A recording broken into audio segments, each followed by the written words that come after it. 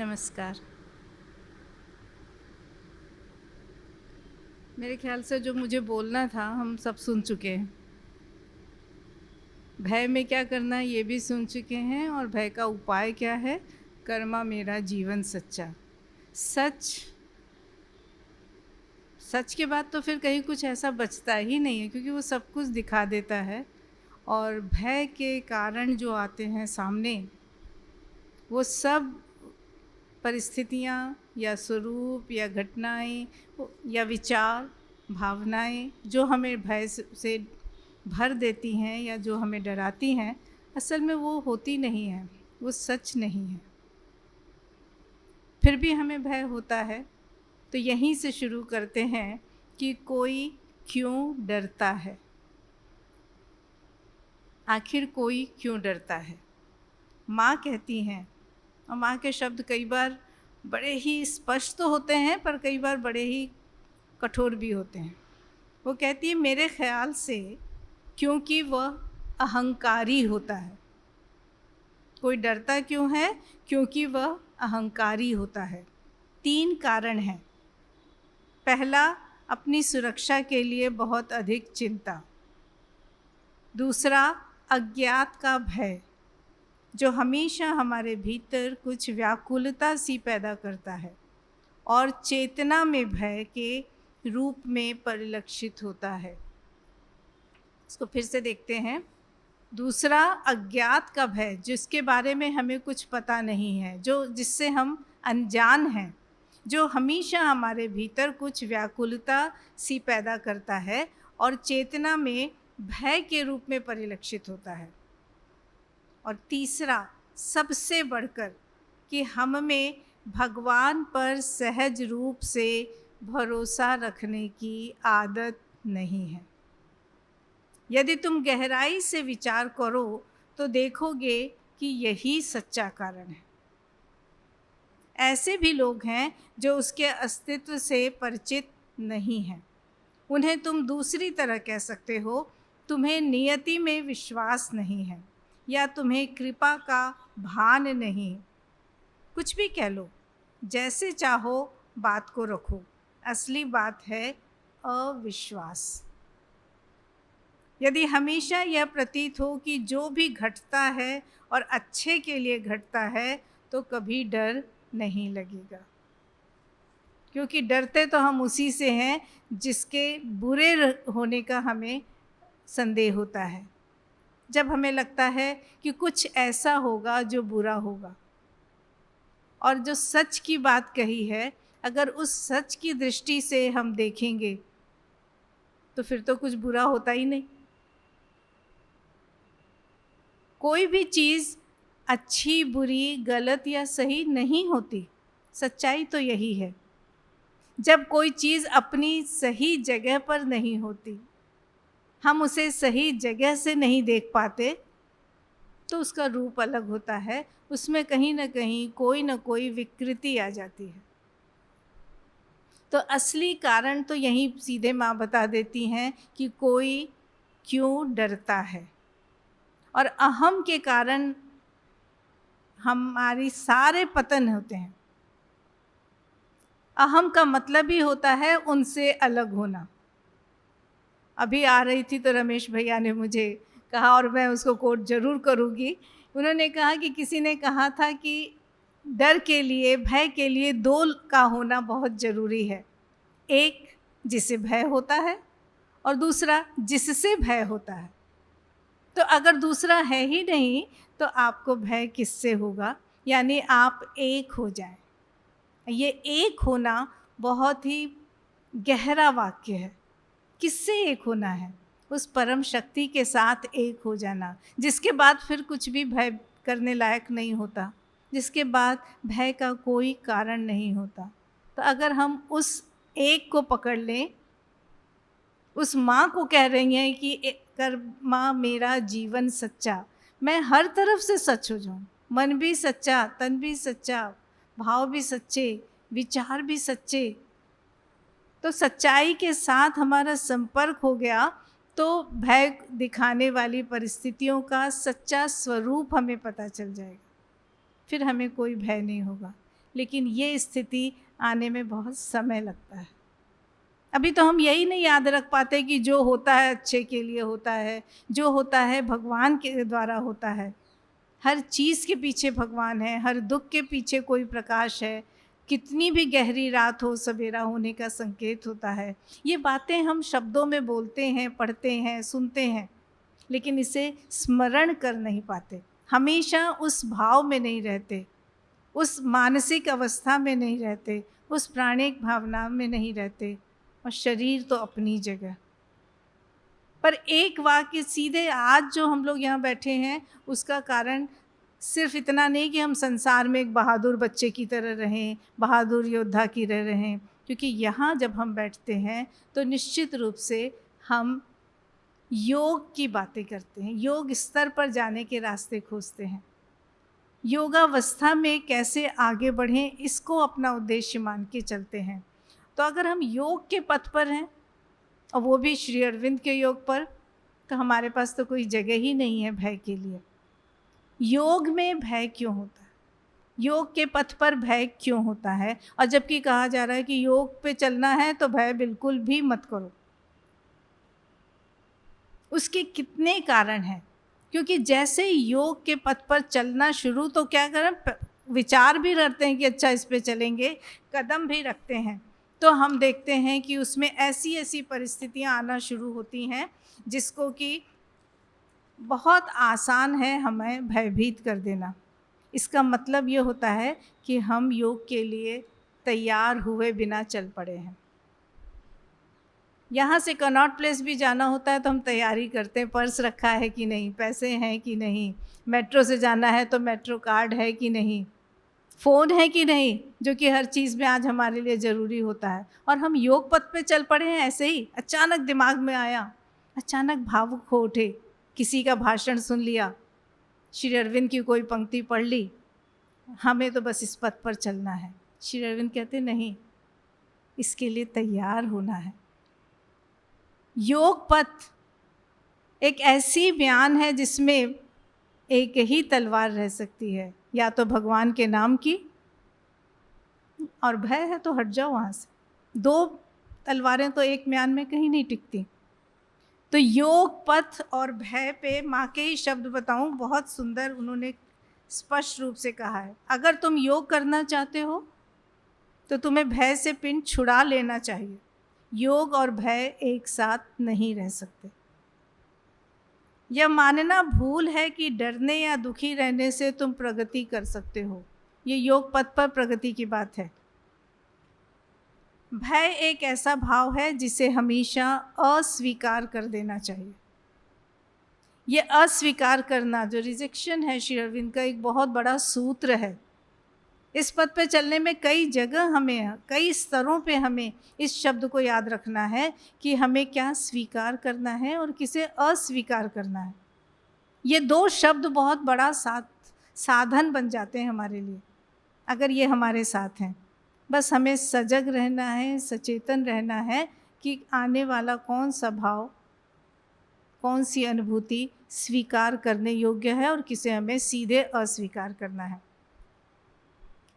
भय एक ऐसा भाव है जिसे हमेशा ही अस्वीकार करना चाहिए, क्योंकि जिससे तुम डरते हो, दरअसल हम उसे आमंत्रित करते हैं।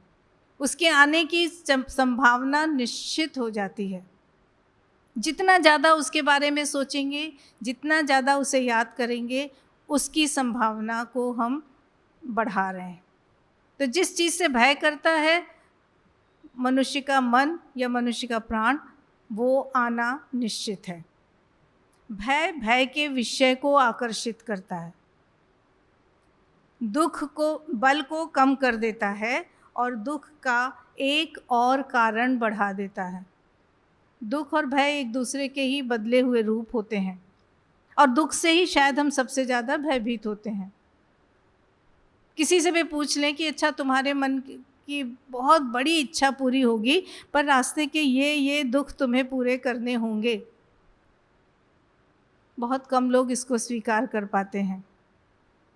सावित्री की तरह बहुत कम लोग होते हैं। पता है कि अपने जीवन का लक्ष्य क्या है, उसे पूरा करना है, और उसके बाद ये पता होने के बाद कि सत्यवान सिर्फ 1 वर्ष रहेगा, उसका वैवाहिक जीवन सुखद नहीं है, बावजूद उसके वो उस निश्चय को नहीं बदलती।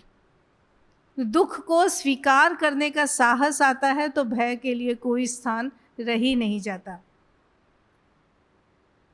वो कहती हैं कि तुम हल्के फुल्के और छिछले रूप में क्रिया न करते हुए भी अचंचल, सुखी और प्रसन्न रह सकते हो। यह जरूरी नहीं कि सुख प्राणिक प्रतिक्रिया लाए। तुम्हें जो कुछ करना है वह बस इतना ही कि सावधान और जागृत रहो, ताकि तुम गलत गतिविधियों को या पुराने भावों को, अंधकार, अस्तव्यस्तता आदि को स्वीकृति न दो। अगर तुम जागृत रहोगे, इतने पूरे में मैं सिर्फ एक शब्द लेने को आपसे कहती हूँ, जागृत रहना, क्योंकि वो ही बहुत बड़ा सहारा बन जाता है आने वाले किसी भय से भी मुक्त करने के लिए। अगर तुम जागृत रहो, तुम्हें सहारा देने वाली शक्ति के बढ़ने से आत्म संयम देने वाली शक्ति आएगी। तो जागृति का फल, जो परिणाम है, आत्म संयम देने की शक्ति को प्राप्त करना। और संयम खोता है तभी हम अचंचल होते हैं, तभी हम अस्थिर होते हैं और परिणाम स्वरूप परिस्थितियों से भयग्रस्त हो जाते हैं, भयभीत होते हैं। वह शक्ति आएगी जो जब गलत मोड़ और गलत प्रतिक्रिया को आते हुए देखे तो अस्वीकार कर दे। भय और दुख तुम्हें यह न दे सकेंगे। अक्सर हम बस यही सोचते हैं कि डर जाते हैं, डर के मारे हट जाते हैं और सोचते हैं कि परिणाम से मुक्त हो गए। उस रास्ते में भयानक जानवरों की आशंका है तो हम उस रास्ते को छोड़ दें। ये भय हमें कभी भी उन जानवरों से होने वाले घटनाओं से बचा नहीं सकता, क्योंकि जहाँ पर भी, एक जगह वो कहती हैं, क्या तुम नियति पर विश्वास नहीं करते? अभी हमने पढ़ा था। कुछ लोगों के लिए यही होता है। तो अगर हमारे पास कुछ होना है, हमारे साथ कुछ घटना है, हमें किन्हीं अनुभवों से निकलना है, तो उनके प्रति एक सकारात्मक स्वीकृति हमारे अंदर हो तो भय नहीं होता। और ये सकारात्मक स्वीकृति का मतलब होता है कि जो कुछ भी घटने वाला है, जो कुछ भी आने वाला है, उसे हम भगवत कृपा मानकर चलते हैं। यानी हमेशा ये हमें स्मरण रहता है कि भगवान हमारे साथ हैं, भगवान ही हमारे साथ कुछ करने जा रहे हैं। जो कुछ भी हो रहा है वो भगवान की हमारे लिए बनाई गई, निर्दिष्ट की गई एक योजना है, और भगवान की योजना है तो हमारे लिए हमेशा भली होगी। हो सकता है हमारा ऑपरेशन किया जाना हो सकता है चीर फाड़ करने वाला डॉक्टर हमारे जीवन में आए, लेकिन वहाँ तो हम अच्छी तरह समझ जाते हैं कि अगर डॉक्टर की चीर फाड़ को अनुमति दे दी तो संभवतः बच जाएंगे, वरना तो मृत्यु निश्चित है। ऐसी अगर स्वीकृति, ऐसी अगर आस्था, ऐसा अगर विश्वास जीवन की उन घटनाओं के प्रति भी हो जो हमें भयभीत करती हैं कि नहीं नहीं कुछ भी हो रहा है वो उनके द्वारा हो रहा है और वो तो हमारे साथ हैं, तब हमें भय नहीं लगता। तब हमें सोचना होता है कि जो कुछ भी है वो कृपा है। और ये जो जागृति शक्ति को खोलने का रास्ता बनाती है, जो सहारा देती है, वो जीवन पर्यंत हमारा पथ प्रदर्शन करती है। एक बार इस शक्ति को पाने का रास्ता खोज लिया तो फिर भय नहीं लगता, क्योंकि ये भय जो है योग पथ पर बढ़ने में सबसे बड़ी बाधा है।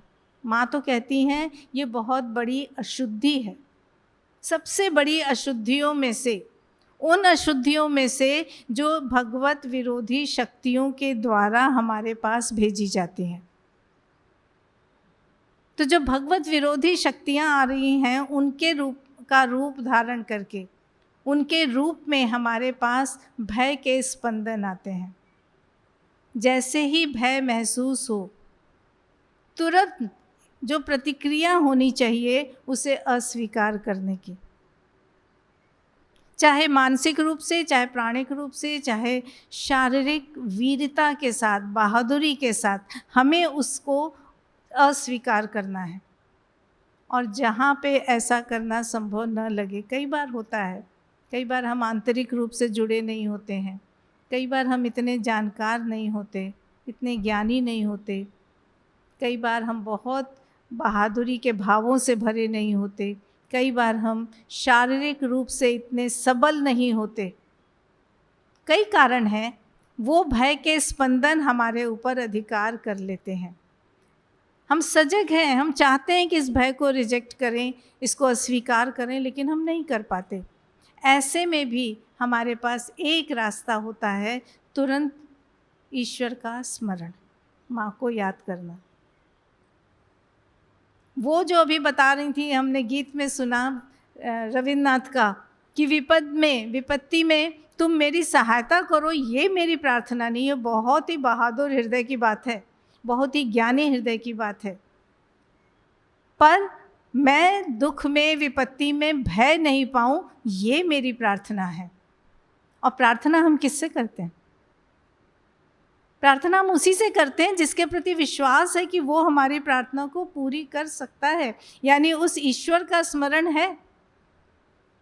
लेकिन आत्म त्राण, इस कविता का हिंदी अनुवाद हम लोगों ने कक्षा 10 के बच्चों को पढ़ाया था, और डॉक्टर हजारी प्रसाद ने कराया था, जो कि रविन्द्रनाथ जी के साथ थे, गुरुदेव के साथ रह के, और वो हिंदी साहित्य के बहुत बड़े साहित्यकार हैं। जब उनके शब्दों को पढ़ा था, हालांकि बांग्ला का अपना एक सौंदर्य है, वो बहुत ही सुंदर है ये कविता, पर उसकी एक एक पंक्ति करती, कहीं भी भय के लिए जगह नहीं है, कहीं भी अपने को निरीह असहाय मानने के लिए जगह नहीं है। प्रार्थना यही है कि मैं आत्मविश्वास न खोऊं, पर इस आत्म में अहम नहीं है, ये आत्म ईश्वर से जुड़ा हुआ है। तभी तो उनसे प्रार्थना कर रहे हैं कि ये जो मेरा अस्तित्व है, ये तुम्हारे द्वारा है, और तुम उसे ऐसा बनाओ कि किसी भी विपत्ति में मैं भय न पाऊं। पूरी दुनिया में कोई मेरा साथ न दे, मैं बिल्कुल अकेला रहूं तो भी मेरा आत्मबल न घटे, चारों तरफ अंधकार हो, मैं बिल्कुल अकेला हो जाऊं, फिर भी हे ईश्वर, तुम्हारे प्रति मेरे मन में कोई संशय ना आए। यही है ना, कोई संदेह ना आए कि तुम नहीं हो। इसके बाद भय के लिए कोई जगह नहीं रहती। पर हमारा काम जो है, योग पथ पर चलना है, वो निरंतर अभ्यास की मांग करता है। हर कदम पे, हर दिन, हर क्षण। अभी मैंने बड़े अच्छे से समझा लिया अपने मन को कि ईश्वर है, जो कुछ हो रहा है भय की बात नहीं। हो सकता है अगले क्षण बाहर जाते ही मुझे कोई भय हो जाए, किसी घटना को देख के मेरे कदम पीछे हट जाएं। इस विषय पे हम पहले बात कर चुके हैं, बहुत सारे उदाहरण थे। यूट्यूब पे आप लोग अगर सुनेंगे भय पे मेरा पिछला वार्ता मेरी, तो उसमें मिल जाएंगे। मैं उन्हें नहीं रिपीट करूँगी, क्योंकि हर क्षण माँ के शब्द किसी न किसी ऊपरी तल पर ले जाते हैं। पर हमको सजग सतर्क रहना है, हमें अवलोकन करते रहना है कि कल तो तय किया था, क्या आज उस पर चले? क्या अभी कोई आशंका मन में आई? अगर आई तो उसको तुरंत हटाना है। कैसे हटाएंगे? वो इतना आसान नहीं रहता है। सीधे सीधे एक आश्वासन है माँ का, एक सच्चाई है, एक कारण वो बताती हैं कि जब भी भय वाली स्थितियाँ सामने आती हैं तो उनका एक प्रयोजन है। वो ऐसे ही नहीं आ रही हमारे जीवन में। हमारे जीवन में घटने वाली हर घटना एक प्रयोजन लेकर आती है, वो निर्दिष्ट की गई है।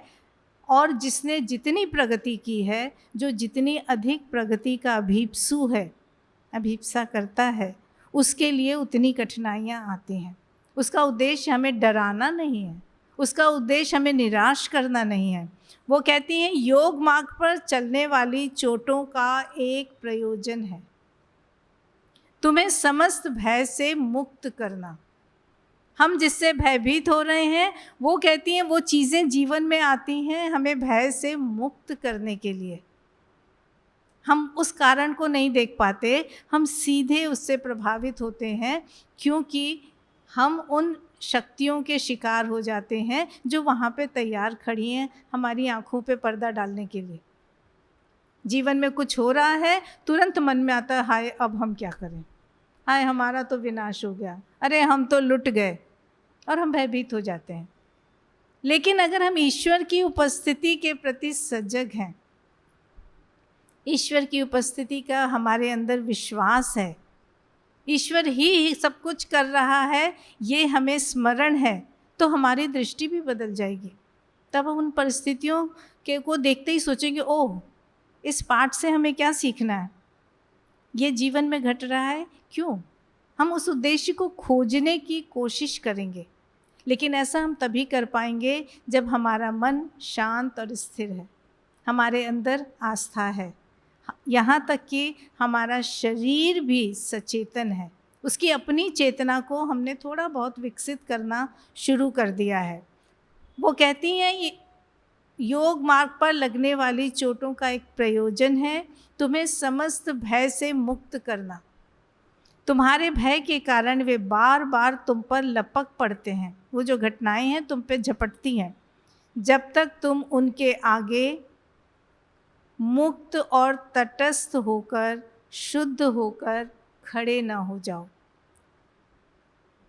वो आया है इसलिए कि तुम्हें उनका सामना करना है, उस अनुभव से गुजरना है, और उसके बाद ये मान लेना है कि जो कुछ होता है भगवत कृपा है। कुछ बहुत सारी चीज़ें हैं जो हमारे भय को आगे बढ़ाती हैं। हमारे पुराने संस्कार हो सकते हैं, पूर्व जीवन के कुछ अनुभव हो सकते हैं। कितनी बार ऐसा होता है कि कुछ लोगों को समुद्र से डर लगता है, कुछ लोग आग से डरते हैं, कुछ लोग दंड से डरते हैं, कुछ लोग परीक्षा से डरते हैं। जिससे भी हम डरते हैं वो चीज़ें हमारे सामने बार बार आती हैं, और वो तब तक आती रहती हैं जब तक कि हम उनका सामना करके उनके डर से अपने को मुक्त नहीं कर लेते। एक बार उस अनुभव से गुजर जाने पर हम ये जान जाते हैं कि वो उसका प्रयोजन क्या था, उसमें कितना भय हो सकता था, उसका परिणाम अधिक से अधिक क्या हो सकता था। और थोड़ा और आगे बढ़ें तो हम ये भी जान जाते हैं कि वो उतना बुरा था नहीं जितना हम जानते थे, बल्कि वो हमारे लिए एक सीढ़ी था। अगर वैसा न हुआ होता तो आज हम इस ऊंची सीढ़ी पर न चढ़े होते। अपने जीवन की घटनाओं को देखें, उनका अवलोकन करें तो कई बार ये पता चलता है कि कुछ साल पहले कुछ ऐसा घटा था जिसने हमें बहुत दुखी किया था, जिसने हमें बहुत भयक्रांत किया था, लेकिन जब वो पार हो गया तो हम कितना आगे बढ़ गए।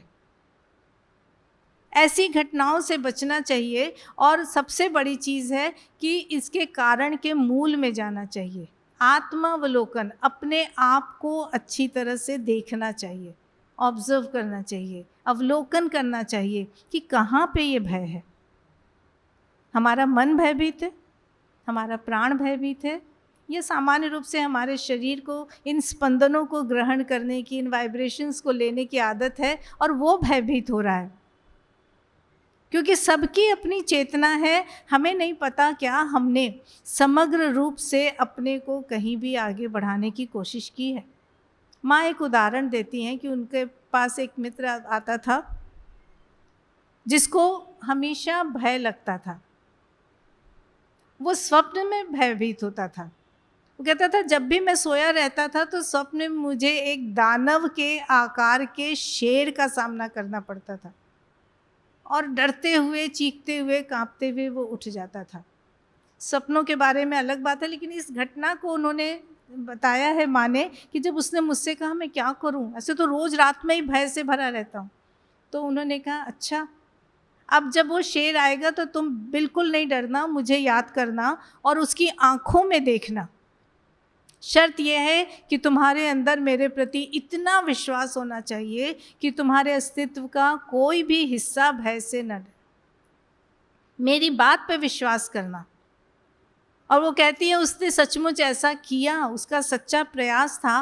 फलस्वरूप जब उसको फिर से उस शेर के दर्शन हुए या शेर उसके सामने आया आक्रमण करने की मुद्रा में, तो उसने निर्भीक भाव से उसकी आँखों में देखा और लगातार देखता रहा। परिणाम ये हुआ कि देखते ही देखते वो विशाल आकार का शेर जो है छोटी सी बिल्ली के रूप में बदल गया, और वहाँ से भाग खड़ा हुआ। माँ कहती हैं केवल स्वप्न में नहीं, सचमुच भौतिक रूप में भी ऐसा भयानक जीव तुम्हारे सामने आ जाए, सचमुच शेर भी तुम्हारे सामने आ जाए और तुम उसकी आँखों में अगर निर्भीकता से देख सको तो वो वापस चला जाएगा। उनकी एक मित्र थी मादाम नील, उनकी तो घटना वो बताती हैं कि वो कुछ साथियों के साथ कहीं जंगल में जा रही थी और अचानक उन्होंने कहा मेरे ध्यान का समय हो गया, आप लोग आगे जाइए, रहने की व्यवस्था कीजिए, मैं अभी ध्यान में बैठूंगी। उनका जो गाइड था उसने कहा बिल्कुल नहीं, यहाँ मैं आपको अकेले नहीं छोड़ सकता, ये जंगल है, यहाँ पे नरभक्षी शेर है, आपके लिए बहुत ख़तरा है, जान चली जाएगी। वो कहती हैं कि मेरी जान को बचाने से ज़्यादा मेरे लिए महत्वपूर्ण है ध्यान, और ये मेरे ध्यान का समय है। बहुत लोगों ने कहा, बहुत समझाया, वो बिल्कुल अटल, नहीं नहीं नहीं मैं तो नहीं जाऊंगी। बाध्य होकर वो लोग डरते डरते दुखी होकर चले गए और मादाम नील एक पेड़ के नीचे बैठ गई और ध्यान में डूब गई। आगे वो लिखती हैं कि काफ़ी देर बैठने के बाद मुझे कुछ अप्रिय सा लगा, कुछ अनुभूति हुई, सरसराहट सी लगी। आँख खोल के देखा तो सामने वही नरभक्षी शेर महाशय बैठे मुझे देख रहे हैं। उन्होंने उसकी आँखों में देखा, वो बुद्धिज़्म की प्रैक्टिस करती थी। उन्होंने तुरंत ही कहा ओह, तो हो सकता है आज मेरा शरीर इसका भोजन बन जाए तो इसका भला होगा, या मुझे मोक्ष ऐसे ही मिलना लिखा होगा। तो सारी चिंता छोड़ के उन्होंने फिर आंखें बंद कर लीं और ध्यान में डूब गई। जब सचमुच ध्यान में डूबते हैं तो हमारी अवस्था शरीर की दूसरी हो जाती है। बाद में लिखा जाता है कि ये नहीं पता कि मेरे शरीर की वो निश्चल अवस्था देखकर, सुना है कि शेर मरे हुए को नहीं खाता, वहाँ से चला गया। जब आँख खोली तो देखा वो कहीं नहीं था और ये आराम से प्रसन्न मुख अपने साथियों से जा मिली। सब ने पूछा कि अरे आप ठीक हैं, हम लोग तो बहुत डर रहे थे। तो उनका देखो ना मैं बिल्कुल ठीक हूँ, और फिर सबको ये घटना सुनाई। ऐसा नहीं है कि ये चीज़ें सिर्फ कुछ लोगों के लिए हैं। मानवीय शरीर में, मानवीय प्राण में या मानव अस्तित्व में वो क्षमताएं तो दी गई हैं। भगवान ने तो हमको बहुत कुछ दिया है, हमें उसे जानने की ज़रूरत है। हम बजाय अपने अंदर झांककर अपनी योग्यताओं को पहचानने, उन्हें विकसित करने का प्रयास करने की जगह हम बाहरी शक्तियों के चंगुल में आ जाते हैं, उन पर जल्दी विश्वास करते हैं। और ये संघर्ष तो हमें मानना पड़ेगा कि सृष्टि के विकास के साथ चल ही रहा है। ये सृष्टि जो कि अपने आप में अपूर्ण है, यहाँ सच के साथ मिथ्या भी है, यहाँ प्रकाश के साथ अंधकार भी है, यहाँ जीवन के साथ मृत्यु भी है, यहाँ प्रेम के साथ दुख भी है, खाली आनंद नहीं है। जब दोनों तरह की शक्तियाँ हैं, भगवत शक्ति है तो भगवत विरोधी शक्तियाँ जो अपने आप में काफ़ी प्रबल हैं, हम किनके लिए ज़्यादा खुले हैं। इस भय से बचने का एक बहुत अचूक उपाय माँ बताती हैं कि हमेशा अपने आप को भगवत शक्तियों के प्रति खुला रखो, और उसके लिए ज़रूरी है अपनी आंतरिक चेतना के साथ जुड़ो, अपने चैत्य के साथ जुड़ो, और छोटी छोटी बातों के लिए डरने की बजाय, जैसे वो उसमें कहती हैं कि अपने आप की सुरक्षा के लिए बहुत अधिक चिंतित होना। ये चीज़ें ही हैं, क्योंकि हमारे जो 3 यंत्र हमें दिए गए हैं, उपकरण दिए गए हैं प्रगति के, मन, प्राण और शरीर, ये अभी अपूर्ण हैं। तो जब भय की कोई भी परिस्थिति आए, चाहे वो जिस तरह का भय हो, उसे हमें तुरंत खोजना है कि उसका मूल स्रोत कौन सा है, मन, प्राण या शरीर।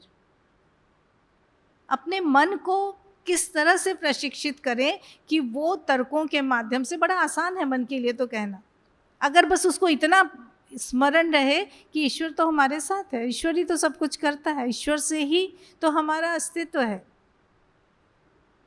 एक जगह बहुत सुंदर बात आलोक पांडे जी के टॉक में मैंने सुनी थी। वो कहते हैं कि हमेशा याद रखो, आई एम मदर्स चाइल्ड, मैं माँ का बच्चा हूँ।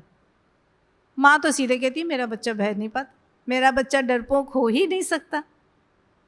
तो इतना ही अपने जीवन का लक्ष्य हम बना लें कि माँ का सच्चा बच्चा बनना है, जीवन तभी सच्चा होगा। अपने को इतना जांचते रहें कि आज सच्चा बालक बना कि नहीं बना? आज ऐसा क्या कर दिया कि नहीं कह सकते कि माँ का सच्चा बालक है, और उसमें वही संशोधन करना शुरू कर देना है। तो अगर ये याद रहता है तो मन इतना प्रभावशाली तर्क ज्ञानी है, उसके पास इतने लॉजिक्स हैं। ये सवाल है कि हमारे तर्क किस दिशा में जा रहे हैं, क्योंकि हर सिक्के के दो पहलू हैं।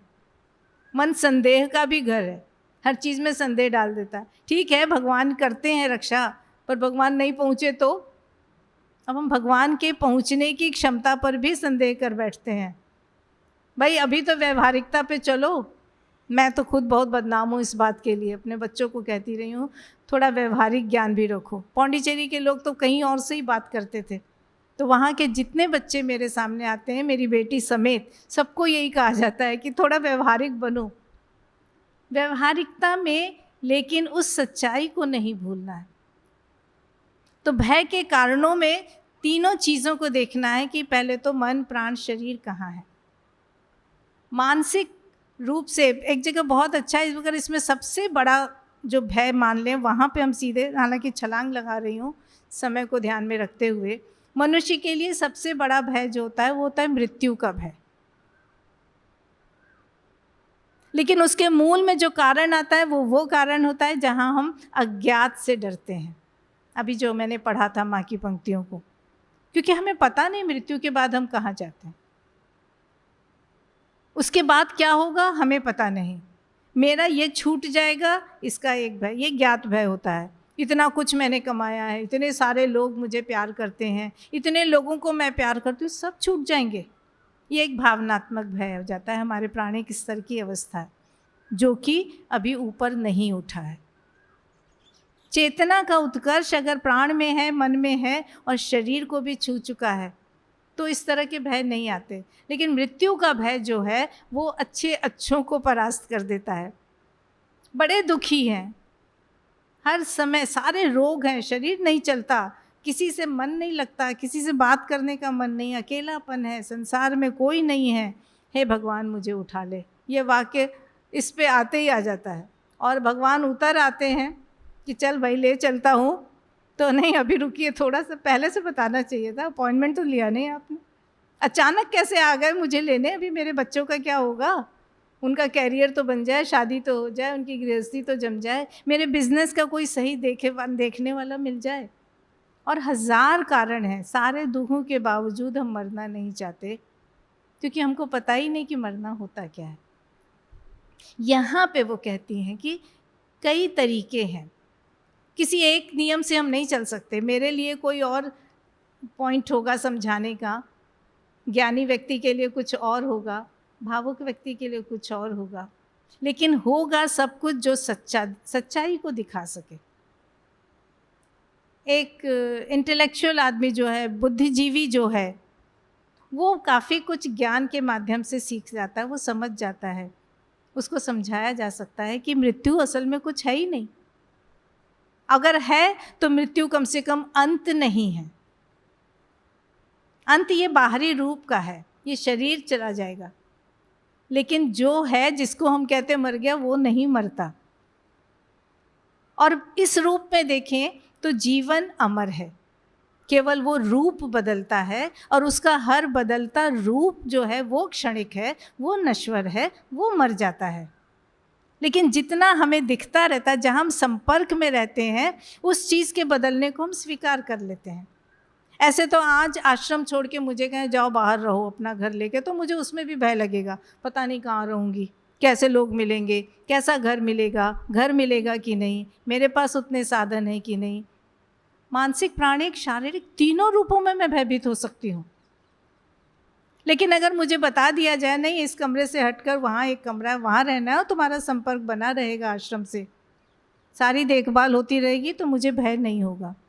जैसे कि हमारा एक छोटा सा बच्चा है, शिशु, वो थोड़ा बड़ा होता है, उसका शैशव काल मर जाता है, अब वो किशोर हो जाता है। अब वो नन्हा सा बच्चा, किलकारी मारने वाला बच्चा, घुटनों के बल चलने वाला, बिना बात के हंसने वाला, खिलखिलाने वाला बच्चा नहीं है। थोड़ा सा बड़ा हो गया बेचारा, बस्ते का बैग, स्कूल की किताबों का बोझ उसके कंधे पर आ गया है, लेकिन हम कहते हैं हाँ इतना बड़ा हो गया, हम बड़े खुश होते हैं।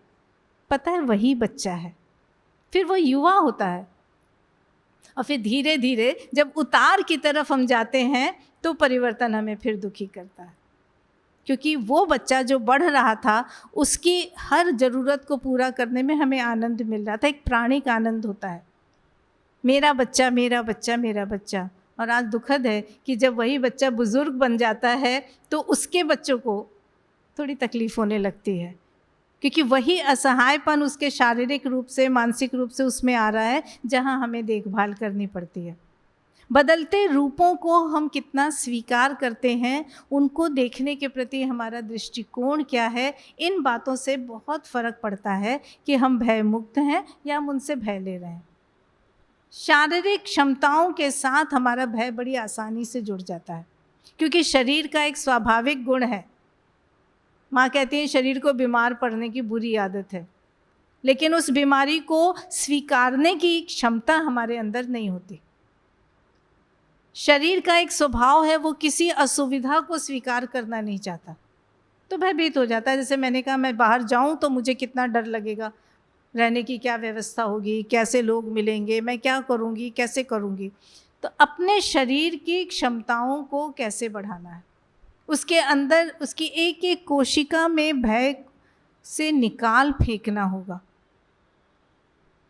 जब तक ये शरीर आज की भौतिक नश्वर अवस्था में है, विकार है इसमें, वो बीमार पड़ता है, वो वृद्ध होता है, वो असहाय होता है, तब तक इस शरीर का जाना स्वीकार करना होगा। इसी में भलाई है।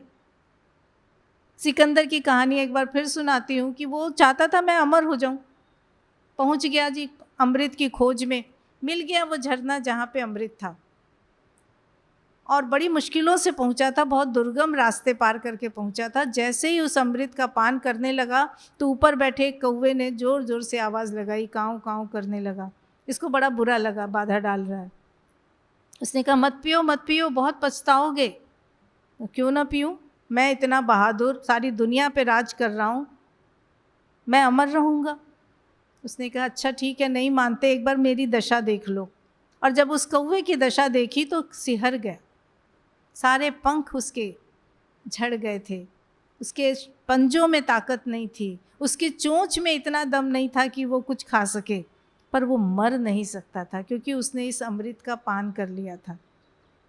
ऐसे शरीर को सिर्फ एक कपड़े की तरह बदलने की स्वीकृति हमारे अंदर होनी चाहिए, तो हमें भय नहीं लगेगा। कुल मिला के चाहे शरीर में भय हो, चाहे मन में, चाहे प्राण में, बहुत बड़ा सूत्र है स्वीकार करना। और स्वीकार क्या करना चाहिए, इसके प्रति सजग होना। जो बातें हम ये मान के स्वीकार करते हैं कि ईश्वर ने किया है, वो हमें सीधे ईश्वरीय सत्ता से जोड़ती हैं, ईश्वर की शक्ति से जोड़ती हैं, वहाँ हमें भय नहीं लगेगा फिर। लेकिन अगर हमारे अंदर संदेह है, हमारी आस्था अटल नहीं है, हम सचमुच में मान के नहीं चल रहे हैं कि ईश्वर ने हमें ये अवसर दिया है या ये स्थिति दी है, मजबूरी का महात्मा गांधी बन के अगर करते हैं, तो हम बहुत आसानी से भगवत विरोधी शक्तियों के लिए खुल जाते हैं। बाहर से शब्द एक ही हो सकते हैं, भावनाएं एक ही हो सकती हैं, रूप एक सा हो सकता है, लेकिन चेतना का फ़र्क हमें बहुत ज़्यादा प्रभावित करता है। आपकी चेतना किस तरफ है, आप किसके साथ जुड़े हैं। जैसे कभी बीमारियों के लिए कहा है माने, किसी ने पूछा था बल्कि स्पष्ट रूप से, समय आज बहुत हो गया है, क्या भय के कारण बीमारियां होती हैं? ये तो बिल्कुल भौतिक रूप से हम प्रमाणित करके देख चुके हैं, माँ ने अपने जीवन में प्रमाणित करके दिखाया। वो कहती है हाँ, भयंकर से भयंकर इन्फेक्शस कोई बीमारी हो, संक्रमणकालीन बीमारी हो, कोई हैजा जैसी बीमारी हो, कोई ये कोविड से हम अभी गुजरे हैं, अगर आपके अंदर भय नहीं है, आप उनके बीच में आराम से घूम सकते हैं, कुछ नहीं होगा। लेकिन आपके अंदर जरा सी आशंका आई कहीं मुझे ना हो जाए, अरे मुझे सावधानी तो रखनी चाहिए, वो आपको ज़रूर क्योंकि आपने उसको एक तरह से पुकार लिया, आपने उसके लिए अपने अंदर द्वार खोल दिए हैं। माँ जब अपना जीवन बताती हैं कि जब वो विश्व युद्ध के समय गई थी तो यही तो हुआ था। वो आराम से सब सारे बीमार, इन्फ्लुएंजा फैला था, सबकी वो सेवा कर रही थी, माँ को कुछ नहीं हो रहा था। लेकिन अंत में उन्हें लगा आखिर ये है क्या, इसके मूल में जाना होगा, इसके रूट में घुसना होगा, इसको अंदर से जड़ से हटाना होगा। तो उन्हें उसके बारे में सोचना पड़ा। ये अलग बात है कि माँ बहुत सजग थी, कॉन्शियस थी, वो हमारी तरह नहीं थी, अचेतन नहीं थी। हम अचेतनावस्था में डरते हैं, वो तब वो डर होता है। माँ ने उसको पुकारा लेकिन सचेतन रूप से, और दूसरे दिन से उन्हें बीमारी हो गई। वो इतनी भयंकर रूप से ग्रस्त हुई उस बीमारी से कि लगा अब नहीं बचेंगे। तो ऐसे में माँ ने उस पर तब भी हिम्मत नहीं आ रही, माँ को डर नहीं था। माँ तो उसे बुला रही थी, माँ उसे देख रही थी, माँ उसे अवलोकन कर रही थी कि हो कौन तुम, आए कहाँ से हो, क्यों आए हो, और तुम्हें मैं स्वीकार नहीं करूँगी। और माँ को ये तब दिखता है कि कोई सत्ता है जो उनके दरवाजे पे खड़ी है। वो एक कोई सैनिक है जिसका सर उसके धड़ से निकाल दिया गया है। मस्तक विहीन धड़ वहाँ खड़ा था और जो उनके ऊपर झपटा, और ऐसा लगा वो उन्हें ख़त्म कर देगा। माँ ने उससे संघर्ष किया। जब आंतरिक चेतना, भगवत चेतना के साथ हम जब लड़ते हैं तो बड़ी से बड़ी विपत्ति को हम पराजित कर सकते हैं। और माँ ने उसे पराजित किया। और डॉक्टर दूसरे दिन आके दंग रहे, पता चली सारी बात। उनका ओह आप बीमार थीं, तभी बाहर सारी वो ख़त्म हो गई बीमारी। उसके बाद वो बीमारी ही ख़त्म हो गई, जड़ मूल से ख़त्म हो गई। तो ऐसे में भय के साथ अगर हम संघर्ष करते हैं, भय के साथ हम भय को हम अस्वीकार करते हैं, कहना चाहिए। भय के साथ संघर्ष नहीं हो सकता, भय तो हमेशा हमें कमज़ोर कर देता है। तो ऐसे में हमें सोचना है। माँ ने 4 तरीके बताए थे यही, कि कैसे हम मृत्यु के भय से मुक्ति पा सकते हैं। पर मृत्यु के भय के अंदर हम सारे भयों को शामिल कर सकते हैं। वो बहुत ही सुंदर 4 वो थे। पहला था, हमें याद रखना होगा कि जो मृत्यु से डर गया है वो तो पहले ही मर गया है। जो डर गया वो मर गया, ये तो बहुत ही प्रचलित कथन है। तो उसे स्वीकार भी करना है तो एक परिवर्तन की दृष्टि से करना है, और तब तक करना होगा जब तक कि हम उसके लिए तैयार नहीं हैं। तो इस बात को अच्छी तरह अपने अंदर बैठा लेना होगा कि जीवन अविभाज्य है, अमर है, यानी उसके रूप बदल रहे हैं, जो हम पहले कह चुके हैं। दूसरा बहुत ही प्रभावशाली तरीका है कि अपने चैत्य के साथ जुड़ जाएं। चेतना के प्रकाश से जब देखेंगे तो वो सच्चाई हमारे सामने आ जाएगी कि कोई भी परिस्थिति भय की नहीं है। उसका सच्चा स्वरूप आएगा कि वो हमें आगे बढ़ाने के लिए आई है। और तीसरा है ऐसे लोगों के लिए जिनको दिव्य शक्ति के प्रति एक अटल आस्था है, श्रद्धा है, विश्वास है, जो बिल्ली का बच्चा बन के समर्पित हो सकते हैं, जो ज्ञान के द्वारा बंदर का बच्चा बन जाए, लेकिन उस सत्ता के प्रति अपने आप को समर्पित कर सकते हैं। तो उन्हें डर नहीं लगता, क्योंकि वो निरंतर रूप से ईश्वरीय सत्ता की उपस्थिति का ध्यान रखते हैं। और कुछ लोग तो ऐसे होते हैं वो जो स्वभाव से जन्मजात योद्धा होते हैं। माँ कहते हैं जो भी होगा जीवन में हमें तो आगे बढ़ना है। तो सुख आए, दुख आए, भयानक चीज़ें आए, कठिनाइयाँ आए, इनसे लड़ते रहना है। पर इसी भावना के साथ अगर वो ईश्वरीय उपस्थिति को भी उसमें जोड़ लेते हैं तो वो अद्भुत रूप से शक्तिशाली होते हैं, साहसी होते हैं।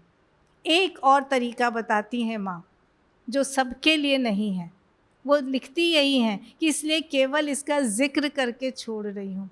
मृत्यु से न डरने का या मृत्यु के भय से मुक्त होने का एक तरीका और है जो आपको मुक्त कर देगा, पर इसके लिए आपको बहुत गहराई में जाना होगा। आपको सचमुच योगी बनना पड़ेगा। योगी तो वो शरीर के भय को भी दूर करने के लिए कहते हैं, क्योंकि बहुत कठिन है वो। पर यहाँ वो कहती हैं बिल्कुल सजग सचेतन रूप से, जीवित रूप में मृत्यु के लोक में जाना और पुनः वापस अपने शरीर में आ जाना। जैसे कि माँ को ये अभ्यास था, उन्होंने कई लोगों को सिखाया था अपने शरीर से निकल जाना। ये बहुत आसान विद्या नहीं है, इसके लिए गुरु का प्रशिक्षण, गुरु की उपस्थिति, गुरु का निर्देशन चाहिए। पर लोग ऐसा है कि करते हैं कि आप अपने शरीर को एक जगह रख कर, जैसे हम स्वप्न लोक में आराम से प्राण लोक में जाते हैं, से मृत्यु लोक में जाना और बिना डरे वहाँ की परिस्थिति को जानते हुए, देखते हुए, उसका अवलोकन करके वापस अपने शरीर में आ जाना। ऐसा क्यों कहा होगा? मेरे ख्याल से यही होगा कि तब आप मृत्यु की सच्चाई को जान जाते हैं। तो सच का ज्ञान, सच्चाई से परिचित होना और सच्चाई को सदा स्मरण रखना एक बहुत प्रबल साधन है, अचूक साधन है, जिससे हम किसी भी प्रकार के भय से बच सकते हैं। और सच सिर्फ और सिर्फ एक ही है, ईश्वर। तो ईश्वर को हमेशा स्मरण रखें, उनको अपने पास महसूस करें, उनकी उपस्थिति के साथ एक हो जाएं। रमेश भैया की वो बात कि भैंस के लिए 2 लोग होना बहुत ज़रूरी है, इसलिए बहुत अच्छा है कि आप एक बन जाएं, यानी आप हमेशा ईश्वर में अपने को विलीन रखें, ईश्वर के साथ रहें, तो हम भय मुक्त रहेंगे। और भय मुक्त रहेंगे तभी योग पथ पर आगे बढ़ेंगे, तभी हम प्रगति करेंगे और तभी ईश्वर को पा सकते हैं। धन्यवाद।